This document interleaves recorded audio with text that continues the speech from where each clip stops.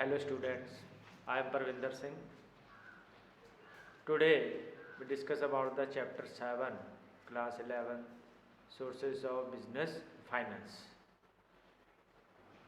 इस चैप्टर में हम डिस्कस करेंगे कि बिजनेस फाइनेंस क्या होता है, आप कैसे अरेंज करेंगे उसे, कौन कौन से सोर्सेज हैं हमारे पास, किस सोर्स के बेनिफिट हैं, किस सोर्स के डीमेरिट्स हैं, ये सारी चीज़ें हम लोग इस चैप्टर में आज डिस्कस करेंगे. So first of all, we discuss about the meaning of the business finance. The term finance means money or the fund, the requirement fund by the business to carry out its various activities called business finance. Business में जितनी भी activities हैं उनको करने के लिए, business के कामकाज को चलाने के लिए हमें पैसे की क्या होती है, ज़रूरत होती है. उसी पैसे को हम बोलते हैं business finance. Finance needed at every stage in the life of a business. A business cannot function unless adequate funds are made available to it. कोई भी बिजनेस बिना फाइनेंस के नहीं चल सकता. अगर बिजनेस में कमी रहती है हमेशा पैसे की, तो बिजनेस स्मूथली वर्कआउट नहीं कर पाए. इसीलिए बिजनेस जो है एक लाइफ ब्लड की तरह, जैसे हमारी बॉडी में ब्लड की तरह ब्लड काम करता है, वैसे ही बिजनेस भी हमारे फाइनेंस जो है हमारे बिजनेस में क्या है, एक ब्लड की तरह काम करता है. अगर बिजनेस में फाइनेंस की कमी आती रहती है तो बिजनेस स्मूथली एक्टिविटीज़ नहीं कर पाता है और उसका डाउनफॉल क्या रहता है, शुरू हो जाता है. धीरे धीरे वो बिजनेस डाउनफॉल की तरफ जाते हुए ग्रो नहीं कर पाता है. सो बिजनेस की जितनी भी एक्टिविटीज़ हैं वो सारी किससे डील होती हैं, फाइनेंस से. तो हमेशा बिजनेस में फाइनेंस होना बहुत ज़रूरी है, पैसा बहुत ज़रूरी है, क्योंकि पैसे की रिक्वायरमेंट हमें बहुत सारे पर्पस के लिए चाहिए होती है. There are some need of finance, business finance. First is fix capital requirement. Fix capital requirement होता है कि बिजनेस को स्टार्ट करने के लिए हमें एसेट्स, फिक्स्ड एसेट्स की जरूरत होती है, जैसे लैंड, बिल्डिंग, प्लांट, मशीनरी. ये इन सारी चीज़ों के लिए हमें बहुत सारा पैसे की ज़रूरत है, क्योंकि इनके बगैर हम लोग बिजनेस नहीं कर पाते. So first of all business finance की ज़रूरत पड़ती है हमें फिक्स कैपिटल के लिए. फिक्स कैपिटल मीन्स हमें एसेट्स परचेस करने के लिए जो कि हमें लॉन्ग टर्म बेनिफिट पहुंचाती है. The funds require in the fixed asset remain invested in the business for a long term period of time. ये जो पैसा होता है ये लंबे समय के लिए बिजनेस में इन्वेस्ट किया जाता है. सो फर्स्ट जो हमारी रिक्वायरमेंट होती है वो क्या कहलाती है, fix capital. Fix capital means हमें क्या परचेस करनी है, एसेट्स, जैसे land, building, plant, machinery. Second जो हमारा फाइनेंस रिक्वायरमेंट है वो है working capital requirement. Working capital requirement में अब हमने एसेट्स परचेस कर ली. एसेट्स परचेस करने के बाद हमें डे टू डे खर्चों को पूरा करने के लिए भी पैसे की क्या है, ज़रूरत है. उस कैपिटल को क्या बोला जाता है, वर्किंग कैपिटल बोला जाता है. Working capital is required for the purchase of raw material, to pay the salary, wages, rent and taxes. इन सभी चीज़ों को पे करने के लिए भी हमें क्या है, फाइनेंस की ज़रूरत है, और इस पैसे को क्या बोला जाता है, वर्किंग कैपिटल. नेक्स्ट आ जाता है डाइवर्सिफिकेशन. डाइवर्सिफिकेशन मीन्स होता है अगर आप नंबर ऑफ प्रोडक्ट्स को बढ़ाते हैं. A company need more fund to diverse its operation to become a multi product company. For example ITC, जैसे आईटीसी का एग्जांपल दिया गया है. आईटीसी क्या करती है, बहुत सारे प्रोडक्ट्स बनाती है, जैसे बुक्स भी बनाती है और सिगरेट्स भी आती हैं उसके, और बहुत सारे प्रोडक्ट्स आते हैं. तो जब आप एक कंपनी नंबर ऑफ प्रोडक्ट्स बनाती है, बिजनेस नंबर ऑफ प्रोडक्ट बनाता है, तो उसके लिए कैपिटल रिक्वायरमेंट क्या भी चाहिए, ज़्यादा चाहिए. सो वहाँ यहाँ पे तीसरा नीड है कि बिजनेस जो है अगर आप नंबर ऑफ प्रोडक्ट्स बढ़ा देते हैं तो आपको फाइनेंस की रिक्वायरमेंट क्या हो जाती है, ज़्यादा हो जाती है. नेक्स्ट आ जाता है technology upgradation. Technology upgradation means होता है अगर आप ओल्ड टेक्निक्स को ना अपनाकर ओल्ड मशीनरी को रिप्लेस करके वहाँ पे उनकी जगह पे न्यू टेक्नोलॉजी मशीनें लगाते हैं, नई टेक्नोलॉजी अडॉप्ट करते हैं, तो वहाँ पे भी आपको फाइनेंस की बहुत ज़्यादा क्या है, ज़रूरत है. क्योंकि नई टेक्निक को परचेस करने के लिए आपको पैसा चाहिए, और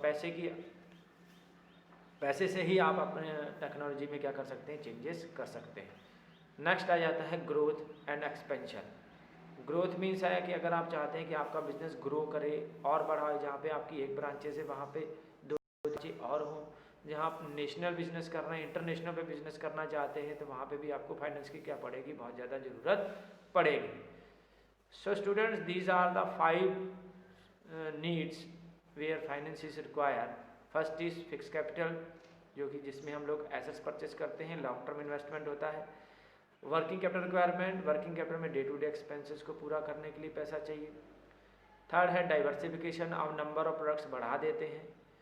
फोर्थ है टेक्नोलॉजी अपग्रेडेशन करते हैं, नई टेक्निक्स अडॉप्ट करना चाहते हैं पुराने की जगह पे। ग्रोथ एंड एक्सपेंशन, अगर आप अपने बिजनेस को और बड़ा करना चाहते हैं, नंबर ऑफ ब्रांचेस बढ़ाना चाहते हैं, नंबर कंट्री अलग अलग कंट्री में बिजनेस करना चाहते हैं, तो वहाँ पे भी आपको फाइनेंस की ज़रूरत पड़ेगी। नेक्स्ट आ जाता है classification of sources of funds. Classification of sources of fund में क्या आता है कि हम लोगों ने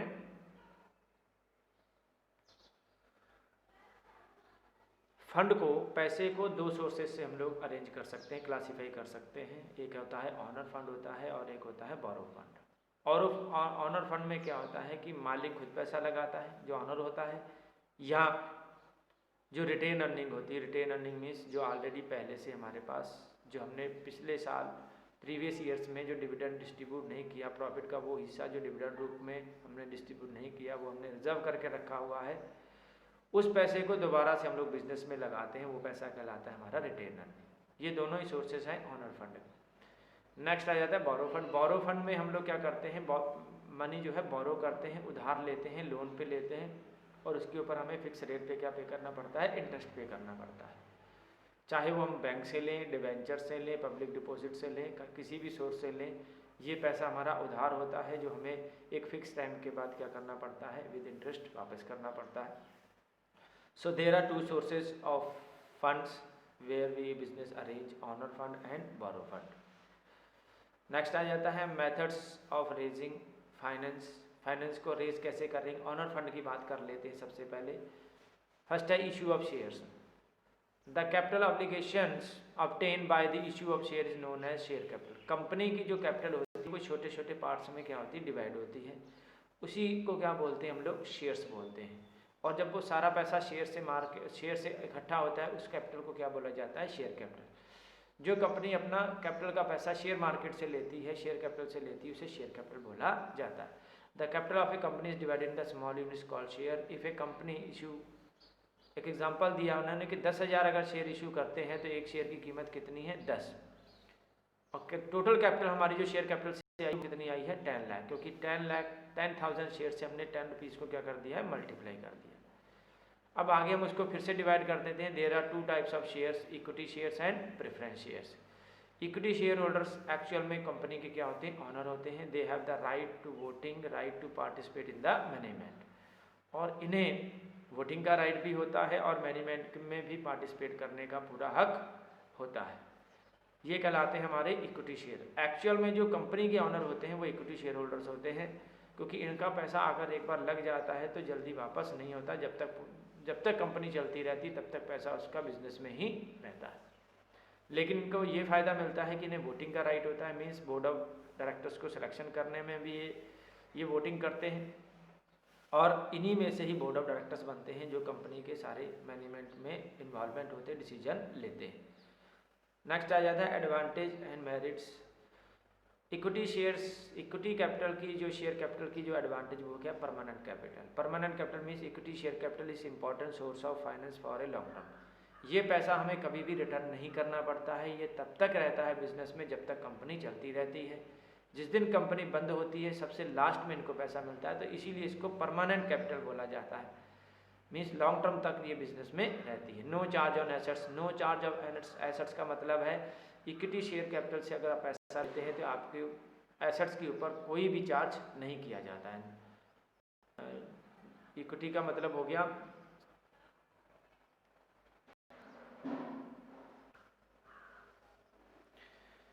यहाँ पे नो चार्ज ऑन एसेट्स का मतलब है कि for funds raise by equity shares of a company does not need to mortgage its assets. Means हमें अपनी एसेट्स को गिरवी रखने की ज़रूरत नहीं है। आप बिना एसेट्स गिरवी रख के ही आपको शेयर कैपिटल से पैसा मिलता है, इक्विटी से पैसा मिलता है। मीन्स आपकी सारी एसेट्स क्या रहती हैं, सेफ रहती हैं। इन फ्यूचर अगर आपको पैसे की ज़रूरत पड़ती है, शेयर मार्केट से पैसा नहीं मिल पाता है, तो आप अपनी इन एसेट्स को मॉर्गेज कर सकते हैं, क्योंकि ये अभी तक क्या है, फ्री है। एसेट्स शेयर्स के ऊपर ये मॉर्गेज नहीं है। नेक्स्ट आ जाता है higher return. Equity share holders get higher return in the year of higher profit.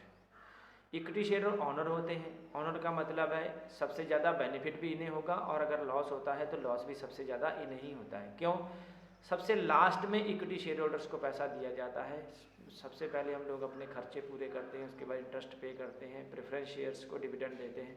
Last में जो सरप्लस बच जाता है, चाहे वो बिग अमाउंट में है चाहे स्मॉल अमाउंट में, ये सारा किसको मिल जाता है, इक्विटी शेयर होल्डर्स को मिल जाता है। तो कई बार ये हायर रिटर्न्स होते हैं, इन्हें सबसे ज़्यादा पैसा मिलता है। जब लास्ट में पैसा सबसे बच जाता है, वो सारा पैसा किस में डिस्ट्रीब्यूट कर दिया जाता है, इक्विटी शेयर होल्डर्स में डिस्ट्रीब्यूट कर दिया जाता है। So these are the merits of equity shares. Now the students, fourth is control. They have the right to vote and right to participate in the management. Equity share holders को सबसे बड़ा फायदा ये है कि ये ऑनर होते हैं और इन्हें वोटिंग का क्या होता है, राइट होता है। वोटिंग का कहाँ पे, कि जब भी कोई मेंबर सेलेक्ट किया जाता है बोर्ड ऑफ डायरेक्टर्स के लिए, तो इक्विटी शेयर होल्डर्स को ही राइट है, बाकी किसी को कोई राइट नहीं है कि वो बोर्ड ऑफ डायरेक्टर्स में सिलेक्शन में पार्टिसिपेट करे या वोटिंग करे। और ये इन्हीं में से ही बोर्ड ऑफ डायरेक्टर्स बनते हैं जिनके पास सबसे ज़्यादा शेयर्स होते हैं, जिनको सभी लोग मेंबर सेलेक्ट करते हैं, वही कंपनी के क्या बन जाते हैं, बोर्ड ऑफ डायरेक्टर्स, और यही मैनेजमेंट में क्या करते हैं, पार्टिसिपेट करते हैं। नेक्स्ट आ जाता है no burden on company. Payment of equity dividend is not a compulsory. Equity share holders मालिक होने की वजह से सबसे बड़ा फायदा कंपनी को ये होता है कि परमानेंट कैपिटल लगी रहती है, इनकी इन्वेस्ट होती है। दूसरा, इनके ऊपर कंपनी को ये बर्डन नहीं है कि इन्हें रिटर्न वापस करना है। मीन्स अगर आप प्रेफरेंस शेयर होल्डर्स की बात करें, डिवेंचर्स की बात करें, तो उनका फिक्स ऑब्लिगेशन है हमारे ऊपर, कंपनी के ऊपर, कि उन्हें फिक्स रेट पे क्या है, डिविडेंड देना पड़ेगा, फिक्स रेट पे इंटरेस्ट पे करना पड़ेगा, कंपनी को प्रॉफिट हो रहा हो या लॉस हो रहा हो। लेकिन इक्विटी शेयर होल्डर्स में ऐसी कंडीशन नहीं है। यहाँ पे इनको हम लोग फिक्स रेट पे डिविडेंड नहीं पे कर सकते। क्यों? प्रॉफिट नहीं होता है तो इनको डिविडेंड नहीं दिया जाता है। और अगर लॉस होता है तो वहाँ पे डिविडेंड नहीं मिलेगा, लेकिन प्रॉफिट होता है तो वहाँ पे इन्हें जो बचता हुआ प्रॉफिट है, चाहे वो ज़्यादा है या कम है, वही दिया जाता है। कंपलसरी नहीं है कि इन्हें डिविडेंड पे करना ही करना है। Next, there are some limitations of equity share holders. For example, risk. Equity share holders को सबसे बड़ा रिस्क क्या है, payment of equity and dividend is not compulsory. Equity share holders को सबसे बड़ा नुकसान यही होता है कि कंपनी की तरफ से कोई भी कंपलसरी नहीं है कि आपको डिविडेंड दिया जाएगा या नहीं दिया जाएगा। अगर प्रॉफिट होता है तो डिविडेंड मिलेगा, और अगर लॉस होता है तो वहाँ पे डिविडेंड इनको नहीं मिलता है। तो ये सबसे बड़ा रिस्क है इक्विटी शेयर होल्डर्स के ऊपर। Higher cost. The cost of equity shares is greater than the cost of preference shares. खर्चे जो आते हैं इक्विटी शेयर्स से पैसा लेते हुए in comparison to the preference shares, वो क्या है, ज़्यादा है। ज़्यादा होने की वजह से कंपनी कई बार यहाँ से पैसा नहीं लेती, क्योंकि कॉस्ट इसकी क्या रहती है, ज़्यादा रहती है। Delay. Issue of equity share is a time consuming. अगर आप shares, equity share holders equity share market से पैसा लेते, शेयर से पैसा लेते हैं, तो उसका जो प्रोसेस है वो बहुत लेंथी है, बहुत सारी फॉर्मेलिटीज़ पूरी करनी पड़ती हैं, बहुत सारा टाइमिंग कंज्यूमिंग होता है। सो यहाँ से इस सोर्स से पैसा लेना आपको बहुत ही डिले, बहुत देर में पैसा मिलता है। ये बहुत पहले ही प्लानिंग करनी पड़ेगी आपको अगर आप यहाँ से पैसा लेते हैं। नेक्स्ट है issue depend on the share market condition. Equity share holders are the primary risk bearer, therefore the demand of equity share is more in the boom time. Equity में पैसा लगाने वही लोग पैसा लगाते हैं जो लोग रिस्की होते हैं या इनके पास सरप्लस होता है। तो ये कंडीशन कब क्रिएट हो, बूम टाइम पे इन्वेस्टर के पास काफ़ी पैसा होता है, वो रिस्क भी लेना चाहता है। डिप्रेशन के टाइम पे, मंदी के टाइम पे कोई भी इक्विटी शेयर्स में पैसा नहीं लगाता, क्योंकि इसका रिटर्न मंदी के टाइम पे कम होता है और इसके पैसे के वापसी के चांस भी क्या है, बहुत कम है। ये तभी वापस होता है जब कंपनी क्या हो जाती है, वाइंड अप हो जाती है, बंद हो जाती है। सो ये डिपेंड करता है शेयर मार्केट। अगर शेयर मार्केट अच्छी है, मार्केट कंडीशन बढ़िया है, मीन्स बूम पीरियड चल रहा है, तो इक्विटी में पैसा लोग लगा देते हैं। लेकिन अगर डिप्रेशन के टाइम पे लोग थोड़ा सा इससे बचते हैं, यहाँ पे शेयर मार्केट इक्विटी वाले में पैसा नहीं लगाते। नेक्स्ट हम बात करते हैं प्रेफरेंस शेयर्स की, क्योंकि हमने शेयर्स के बारे में दो तरह के शेयर्स बताए थे, एक इक्विटी शेयर्स हैं, एक preference shares. Preference shares are the considered safer investment as compare to the equity. जो प्रेफरेंस शेयर होल्डर्स हैं वो ज़्यादा सेफ माने जाते हैं, ये ज़्यादा रिस्क लेना नहीं चाहते वो लोग, वो इस प्रेफरेंस शेयर्स परचेस करते हैं, वो इक्विटी शेयर्स को परचेस नहीं करते हैं। They receive dividend as a fix rate, इन्हें फिक्स रेट पे डिविडेंड मिलता है। Preference share are like creditors, they have no voting right. Preference share holders को अगर प्रॉफिट होता है कंपनी को तो फिक्स रेट पे डिविडेंड दिया जाता है। दूसरा, ये क्रेडिटर्स की तरह डील किए जाते हैं, जैसे क्रेडिटर्स को आउटसाइडर हैं जिन्हें हमें फिक्स रेट पे पे करना है, तो ये इन्हें वोटिंग का राइट नहीं है, सिर्फ इन्हें पैसे से मतलब है, डिविडेंड पे कर दिया जाएगा। और लेकिन इक्विटी से पहले इन्हें पैसा वापस किया जाता है, इसलिए इन्हें प्रेफरेंस शेयर्स बोला जाता है। इन्हें वोटिंग का कंपनी में राइट नहीं, मीन्स मैनेजमेंट में पार्टिसिपेट ये नहीं कर सकते। टाइप्स ऑफ प्रेफरेंस शेयर्स, इसके 6 टाइप्स हैं, means cumulative preference shares, non cumulative preference share, participating preference shares, non participating preference shares, convertible preference shares and non convertible preference shares. आप किसी भी तरह के प्रेफरेंस शेयर्स खरीद सकते हैं। 6 तरह के ये प्रेफरेंस शेयर्स होते हैं, जिस तरह के जो भी इन्वेस्टर है वो इसमें इन्वेस्ट कर सकता है। नेक्स्ट आ जाता है merits of preference shares. Investment in safe, investment इनका सेफ क्यों रहता है? They have the preference right to claim dividend and capital, इन्हें क्लेम कर सकते हैं डिविडेंड के ऊपर। कई बार क्या होता है, कंपनी को जिस ईयर में लॉस होता है उस साल इन्हें डिविडेंड नहीं दिया जाता, लेकिन नेक्स्ट ईयर अगर प्रॉफिट होता है तो नेक्स्ट ईयर 2 ईयर्स का इन्हें डिविडेंड मिलेगा, प्रीवियस ईयर का और करंट ईयर का। सो ये एक तरह से सेफ इन्वेस्टमेंट माना जाता है, मीन्स इसमें रिस्क के चांसेस बहुत क्या है, कम है in comparison to the equity share holders. Next आ जाता है no charge on assets, the company does not need to mortgage assets for issue of preference. Preference shares पे भी कंपनी को एसेट्स चार्ज नहीं, मीन्स एसेट्स को गिरवी रखने की जरूरत नहीं पड़ती है। ये एसेट्स हमारे यहाँ पे प्रेफरेंस शेयर्स कैपिटल से भी हमें एसेट्स हमारी क्या रहती है, फ्री रहती है। नेक्स्ट आ जाता है control, it does not affect the control of the equity share holder increase have they have the no voting right. ये मैनेजमेंट में पार्टिसिपेट नहीं करते हैं, सो इनका मैनेजमेंट में कोई भी कंट्रोल नहीं रहता, क्योंकि इन्हें वोटिंग का राइट नहीं है। वोटिंग का राइट सिर्फ किसको है, इक्विटी शेयर होल्डर्स को है। नेक्स्ट है फिक्स डिविडेंड, इन्हें जब भी हम इक्विटी प्रेफरेंस शेयर से पैसा लेते हैं तो रेट ऑफ डिविडेंड हम पहले ही डिक्लेयर देते हैं कि प्रेफरेंस शेयर होल्डर्स को 5%, 10% या 12% या 15% जितना भी डिक्लेयर हो उसी रेट से डिविडेंड मिलेगा, और इन्हें फिक्स है। So they have a useful for those investor who want fix rate of return. ये जो लोग रिस्क नहीं लेना चाहते उन इन्वेस्टर के लिए प्रेफरेंस शेयर्स जो हैं अच्छे हैं, वो लोग इनमें इन्वेस्ट करते हैं, क्योंकि इसमें फिक्स रेट पे डिविडेंड मिलता है। नेक्स्ट आ जाता है there are some also limitation and demerits of preference share. First is costly source of funds, rate of preference dividend is greater than the rate of return. कई बार क्या होता है कि हम लोग जो रेट ऑफ रिटर्न होता है, मीन्स जो इनकम का जो हमारा रेट है वो कई बार कम हो जाता है रेट ऑफ डिविडेंड से, तो वहाँ पे ये कॉस्टली पड़ जाता है, महंगा पड़ जाता है हमें। सो जब हमारा रेट ऑफ रिटर्न क्या है, कम है,